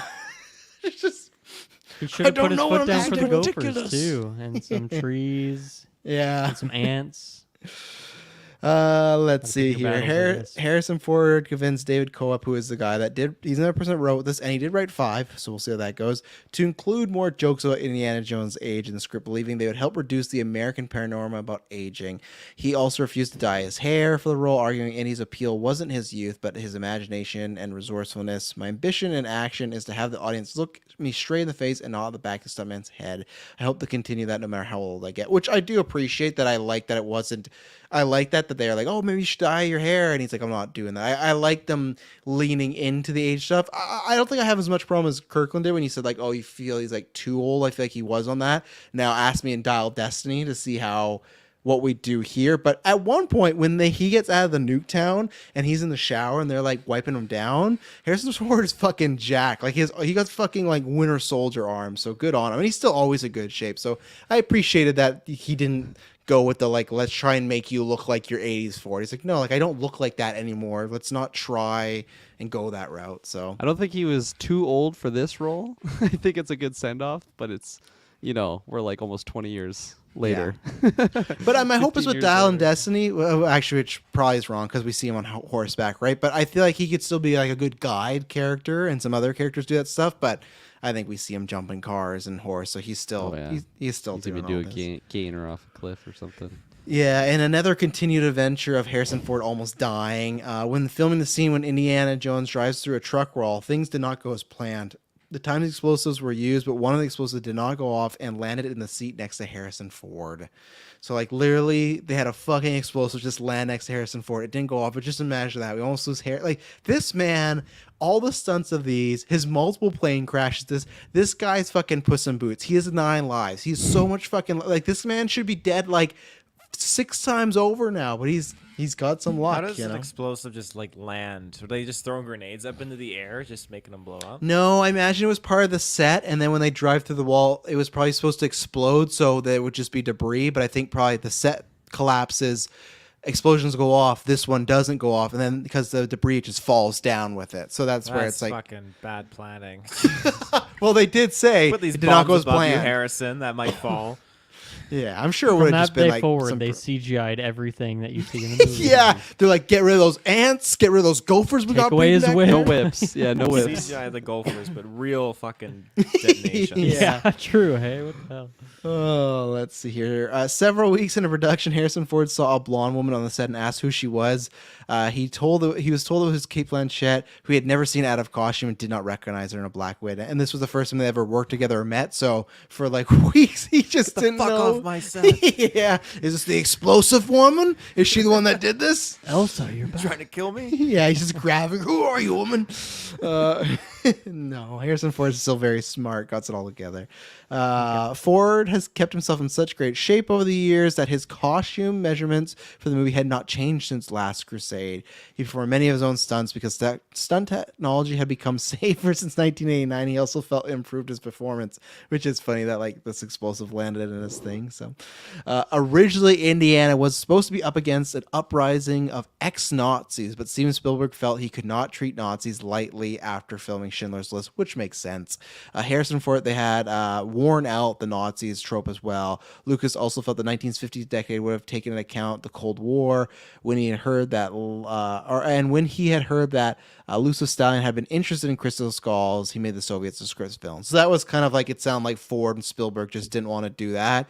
Kind of funny because that they're the that's what 5 is. It's ex-Nazis uprising. So we'll see, but it makes sense because if you watch like Indiana Jones, they're Nazis, but they're very heightened. Where if you watch Schindler's List, it's a very, very dramatic, serious Nazis. And I could see why Spielberg's like, I don't know if I should go back to that, but the girl who punches Mutt Williams in the diner scene is Sasha Spielberg, the daughter of Steven Spielberg and Kate Capshaw, who played Willie in Temple of Doom. So that's fun, Bring it all the way around. You got, their kid slapping the person playing Indiana's kid. So, John Rhys Davies was approached to reprise his role as Salar.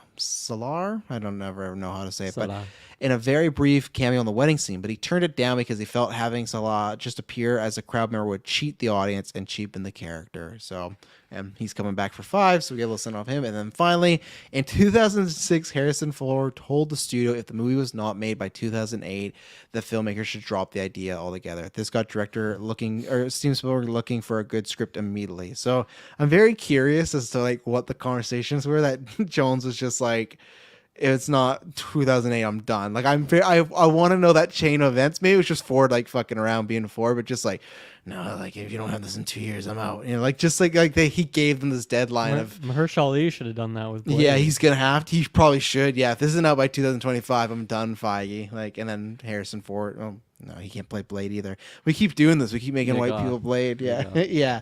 And then Mia Goth will be Blade, and then Harrison Ford will be Lilith. The big swap change and stuff like that.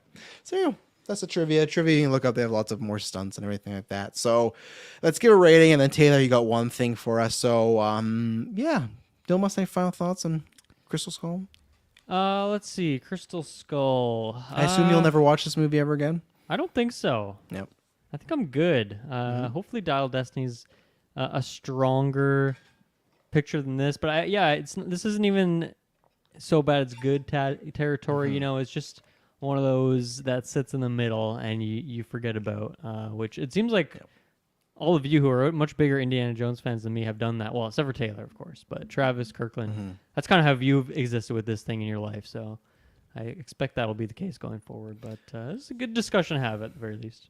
Yeah, no, you make a good point. It just kind of feels like the DLC where that's like, oh yeah, it exists. I don't need so to that's do cool. another playthrough kind of. Yeah, exactly. But I don't know the extension of the story, so yeah, I can give it a pass and grade. I give it a 6. Like as I always said, 7 are my I'll go back and watch a bunch.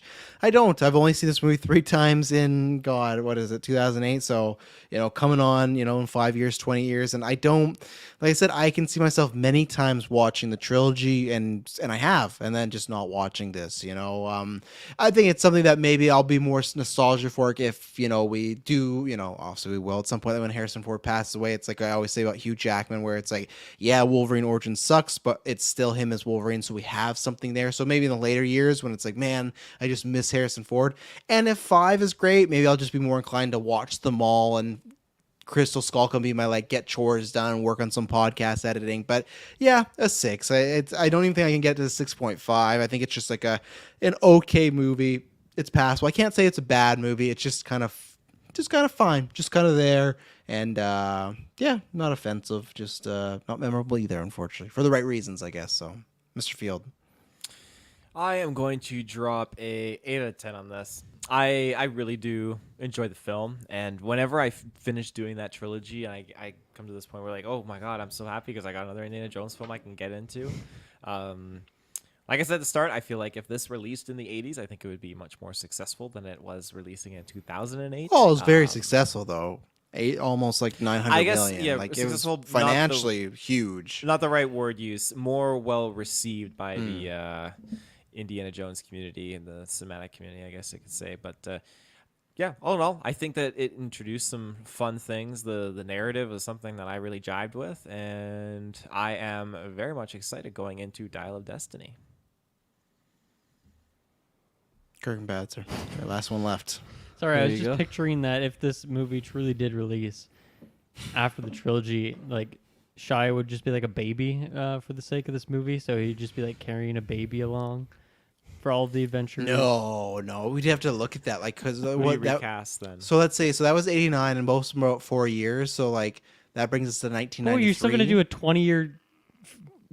20-year jump for Ford then in the script?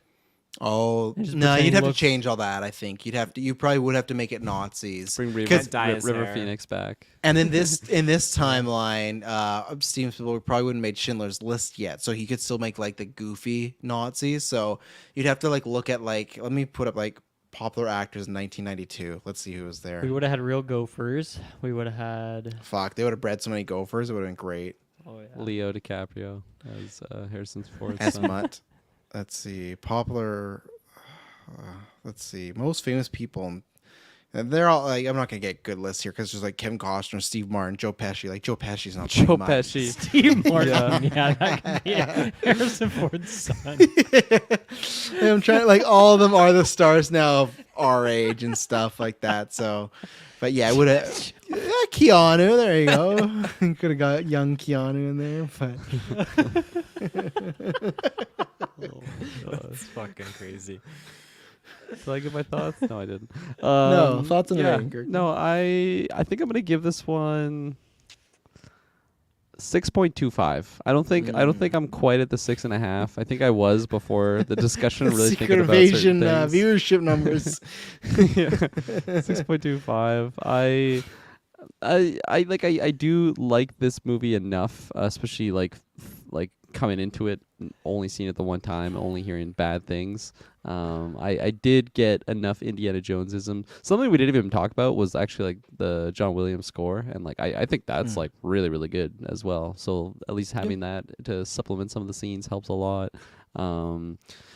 Having Harrison Ford like in the indie role, like it is like he's just like that's his role. Like nobody else could play indie. I'm sure it'll happen one day, but Is Dylan, you still dying over the Steve Martin thing? I'm not thinking about Joe Joe Pesci. Pesci. as Joe Pesci. Yeah. That would be a 10 out of 10 movie for sure. All right, Yelling at him on Dad. the train. Yeah. Hey, Much you, a old further- man. Don't call me Junior. No one calls me Junior.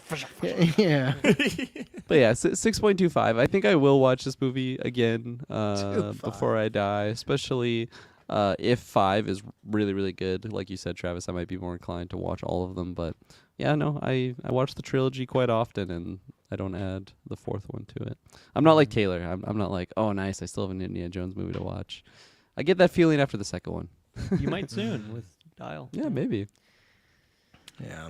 All right, Taylor, end us off. We asked because we didn't do full predictions because there's not much predict here, but I want you to say what did you ask because we wanted to get the this is our go-to now. It gives us some good laughs. So what did you ask ChatGPT for the plot synopsis of Indiana Jones 5, or how did you ask it? Write me a synopsis for Indiana Jones 5 Dial of Destiny that takes place a few years after Indiana Jones Kingdom of the Crystal Skull. Now, you have to note that this does not have any concept of Dial of Destiny, so I gave it that title so it could run with that as a plot, because it doesn't. Its knowledge pulls from up to like 2019 to 2020, Of course, as far as I know. So, And also, did you ask it for a post-credit scene? Perfect. Okay. I love that post credits. In a dimly lit room. Yeah, yeah. Joe Pesci. Forgot about me, Dad, huh? I could tell it to write an Indiana Jones Joe Pesci. It would fucking do it. It's nuts. Not today. Son, I said this was one time for After Night or something. We are gonna do like a Chat GPT episode and just throw a bunch of stupid like fanboy stuff. That'll be some of our content next year. But Like the Batman Forever. Or Yeah, not Batman Forever, Beyond Batman was Beyond. so That was good on the Flash prediction. So random. Anyway, thanks, Bruce. Thanks, Bruce. We'll do this together. Dylan, I have to tell you, like, we did this, like, it was, I don't know how we got there, but it was like, it wrote this, like, do you know the concept of Batman Beyond? No. It's Batman when he's like 80 and he's retired. He can't do anymore because he's a heart condition. So a young character, like it's an animated show, very good. Finds out he's Batman and he trains him. He becomes his disciple. So Batman Beyond. It's Terry McGinnis. He's taking on this mantle. So we asked it to write a movie because something came up. Oh, Espob's write it. Of course, they said Matt Reeves going to direct it. But the whole movie is following the show where he trains Terry McGinnis to become Batman. At the end of the movie, he's like, "I'm Batman protecting Gotham," and the post credit was just Bruce being like, "Well, I'll be Batman too," and he just came right back and he was Batman. So like the whole movie's about he'll be Batman, and the post credit was like, "No, we'll just be Batman together." And he said, "I'm Batman, and you'll be Batman Beyond." And then and then he's just like, "Thanks, Bruce." And it's just like that's the best when ChatGPT just loses it. But yeah, okay, Taylor, hit us with this. Several years have passed since Indiana Jones' last adventure in Kingdom of the Crystal Skull, and the renowned archaeologist finds himself drawn into another high-stakes quest in Indiana Jones 5: Dial of Destiny. This thrilling installment takes our beloved hero on a journey that tests his courage, intellect, and loyalty in the face of ancient secrets and dangerous adversaries. The story begins with Indiana Jones, now in his twilight years, living a relatively quiet life as a professor of archaeology. However, his peaceful existence is shattered when a former colleague, Dr. Amelia Hartley, that name doesn't sound familiar to me. I don't know if she's from any of the other films. No, they're just on their own. Okay, so former colleague. No flavor. Reaches out to him for help. She possesses a rare artifact known as the Dial of Destiny, an ancient device that to grant the power to alter right fate here. itself. Okay, there you go. That's similar to what the rumor plot is, yeah. Dr. Hartley reveals that the dial has fallen into the hands of a shadowy organization known as the Order of Annihilation. Shit. That's Is some George Marvel Lucas shit. writing this? Led by the enigmatic and ruthless Anton Vargas, the Order seeks to use the Good dial's name. powers to reshape the world according to their dark agenda. Recognizing the immense danger this poses, Indiana Jones reluctantly agrees to aid Dr. Hartley in recovering the dial and preventing its misuse. Their quest takes them across the globe, from ancient temples in the dense jungles of South America to hidden chambers beneath the pyramids of Egypt. Along the way, Indiana Jones encounters old allies and formidable enemies, including a seductive double agent. There's always a seductive double agent. Oh, Mac. And a skilled Mac. assassin dispatched by Vargas. Yeah, Mac.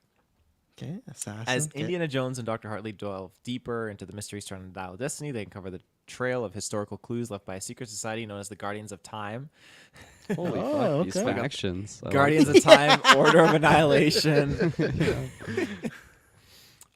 These clues lead them to an ancient prophecy foretelling the cataclysmic consequences that would befall humanity if the dial falls in the wrong hands. With time running out and the world on the brink of chaos, Indiana Jones must summon all his knowledge, resourcefulness, and bravery to outwit the Order of Annihilation and thwart their plans. Along the way, he grapples with his own mortality and the weight of his legacy, realizing that even in the twilight of his career, his actions can still shape the course of history.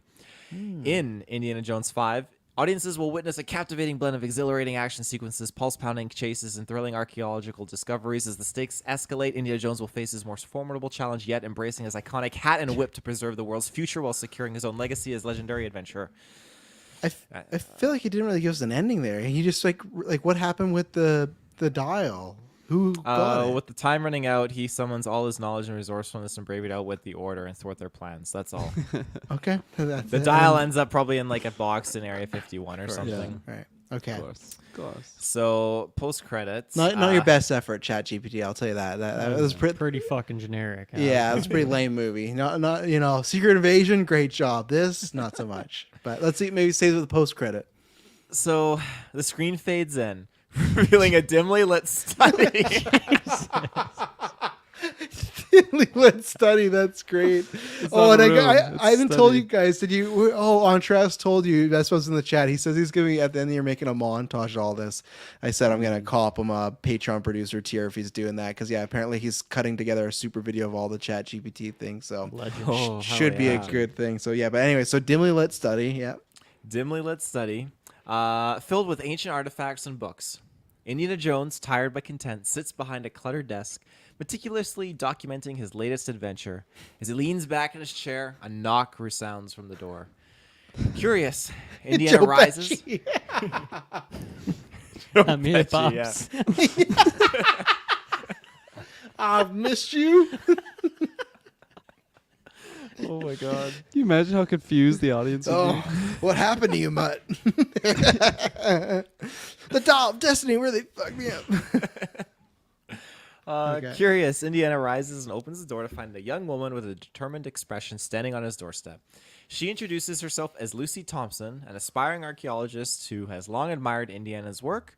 She holds out a weathered journal. Its pages filled with sketches and notes. Lucy explains that she has recently made a significant discovery, one that could lead to an uncharted archaeological site of great historical importance. She seeks Indiana's guidance and expertise, hoping he will join her in unraveling the mysteries it holds. Indiana studies the journal for a moment, a glimmer of excitement reigniting in his eyes. He smiles and extends his hand, inviting Lucy inside. Well, Miss Thompson, he says, it seems another adventure awaits. Buckle up because this time you're in for the ride of your life. Oh my god. Wait, what is he And this saying? man is 80 years old. in the scene. Let's not forget. Oh my god. Give me that line again. Give me that line. That It got says. extremely sexual. Well, this is why I chuckled like earlier because I saw this briefly. It fucking got me. Well, okay, here and I quote. Well, Miss Thompson, seems another adventure awaits. Buckle up because this time you're in for the ride of your life. Note, he just And met invites this her. woman. And he Invites just her invited her inside. inside. I can't Just met imagine this any woman. of these post-credit scenes being less than like 5-10 minutes long. Like I don't think Yeah, they're long. this bot really doesn't understand the concept of a It post-credit. sounds like the first act of the movie right here, where she's explaining exactly. stuff. Yeah, but- it's like set up for. Yeah, it's like a They- trailer essentially. They both enter the study, leaving the door ajar. and There's, the scene- wait, that wasn't it? No, I there's thought. more. Oh my god! I thought the ride of your life was it. I'm like, okay, that's a cool like. That, You and, like, typically end riff- it with the ride of your life. You can't Yeah. get much better than that. I think, It's oh, just that's like- a good stinger. You say that, then it cuts to Next black. You're like, scene. oh, what's Yeah. Indy up to? Yeah, Well- we just get the whole movie. This last sentence here is where it fades to black because they both Okay. enter the study, leaving the door ajar, and then the scene fades to black, and then it just talks about the okay. post-credit scene hints at the continuation of his legacy and all Oh, that. good. With the torch being passed on, Jones will be essentially. back. So. Oh, not to Mutt though. No, it's funny. It didn't mention Mutt or Marianne at all. Nope. Take it, so. So with this, like, if this is like, let's say this setting up the future Indiana Jones verse. Do you guys think Lucy? What was it? Lucy Thompson? Thomas? What one Thompson. is it? Is that a good name for like the next Indiana Jones? Lucy It's Thompson. got to be Henry. No, it's too. It's I don't too. think- Henrietta. It's a bit if too it's a female. plain, perhaps. Yeah, Indiana Jones is some, but no, I think I like. Obviously, we don't have a predictions, guys, but I actually think this is it for. I'm not gonna say ever, but I don't think we get another Indiana Jones movie for till we're like 50. Like, I think they're gonna wait a while because I don't even know how well this is gonna do, and I feel like it is one of those franchises that without Ford, I don't think people show up right now. I think What that's if why it you makes wait. $2 billion though? Then Harrison Ford's gonna say, "Buckle up, you're in for the ride of your life." Indy 6, here you go. 92-year-old. Yeah. But no, I think it'll make a good amount of profit. But I think it will go. It'll be gone until like we're 50, and people that are 20 to 40 be like, "Oh, I've never really seen Indiana Jones." So yeah, I think this is it because they were making a Disney Plus show. And they canned it, and apparently the rumors Lucasfilm has told their staff they're strictly working on Star Wars projects now, nothing else. So, There's a Indiana Jones character named John Thompson who's apparently a friend of Professor Henry Jones. oh shit! I don't know what he is. I guess that's where ChatGPT was trying to like source from. I have Yeah. no idea where this is from. This is not from the movies, I don't think. But there's a whole elaborate thing here. Like, is this It from the could- TV show? It could be the Chronicles of Young Indiana Jones. Yeah. Okay, I think so. Yeah. So there you go. It's pulling from the TV show Deep Pull, and again, that's the other Just thing. like random gentleman. It just threw on the wiki. Yeah, he created it right now. Yeah, Sorry, that's what the was other the thing. TV show? I didn't even know that was a thing. It's a show. It's like a show about like it's not River Phoenix, but it's adventures. It's on Disney Plus now. It's Adventures of a Young Indiana Jones. I think it's 2 seasons. It's an old Indy telling stories, and they flash back to it. That's why hardcore Indy fans are wondering if Is- Harrison Ford will lose his eye in this movie because Indy in the future has like an eye patch when he's really old because he lost So his it's eye in Harrison mission. Ford like No, narrating though? No. No, it's a different actor. But Harrison Ford Weird. does, I think, appear in 2 episodes and like a cameo in an adventure story When or did- something. So When was this show made? I think it's after this movie. I don't know the exact time, but I think it's after this movie. So, yeah, they did Just it. aired so. on TV back in the day. Yeah, and like his cameo in the show is very, very cheesy. Like it's just like it's some Also, sort of YouTube that cameo. yeah. It's for. Let me see. Hang on. Can I quickly pull it That's up? a crazy picture of like old Indiana Jones. Can you bring it up for you? I'll bring it up here. Oh, why did? Oh my Describe god. it in great detail for the audio listeners. Oh my god! Yeah, that is Holy crikey. shocking. The shorts. Fuck. That's indie, eh? Yeah. I Oh, mean, there you if, go. If someone's looking that old, like Joe Pesci could be their son, I guess. So. Yeah, and here all I fun, got the quick thing. We're not gonna watch it all, scrub past it, but yeah, he has 7 minutes worth of all screen time put together in that TV show. This one says all Harrison Ford scene, but there's one in particular that's like a really type of cheesy thing. Oh, you got the Lucasfilm. Where is it here? All right. Yeah, he's like look at this in like it's like present day In stuff. Canada. Probably. Oh, this is what came up, right? Saxophone. He can play saxophone. Yeah. Here's a sacred relic of my past. This is like a ChatGPT end credit scene. Crazy. But we're like It's a seeing the dimly lit video. Dimly lit There's a guy cabin. in a wheelchair. Reminds me of working my way through the University of Chicago. No, I was a waiter.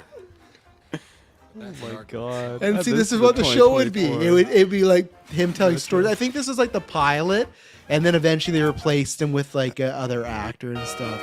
Oh, look, there's young Indy. Hell, man. Oh god. Indiana So this Jones is and the when- Mystery of the Blues.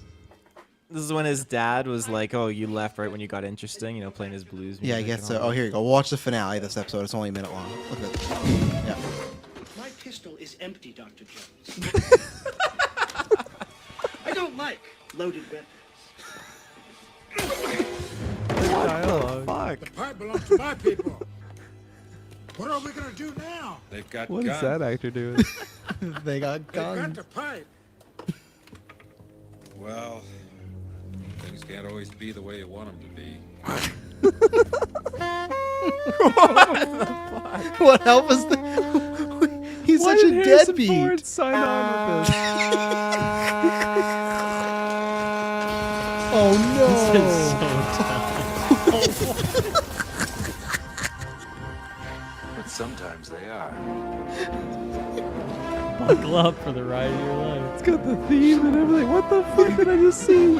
This is definitely a chat Cut it before we GPT. get copyrighted over here. He literally played a saxophone to collapse snow on a guy to get a pipe back.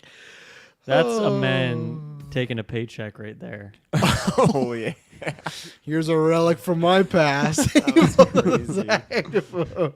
Well, you know what? Dial Destiny can't be anywhere as that. That was worth Wow. that minute. My God. So there That you go. was worth it. That show's on Disney Plus if you want to watch the whole adventure and stuff. So In my ranking, that is above this movie. No, I'm just all right. Well, we'll be back next week for Indiana Jones, the Dial of Destiny, the send off. Thank you for everyone that checked out this retro. Check out the new review. It happens. It'll be lots of fun to talk about, and it will not be boring.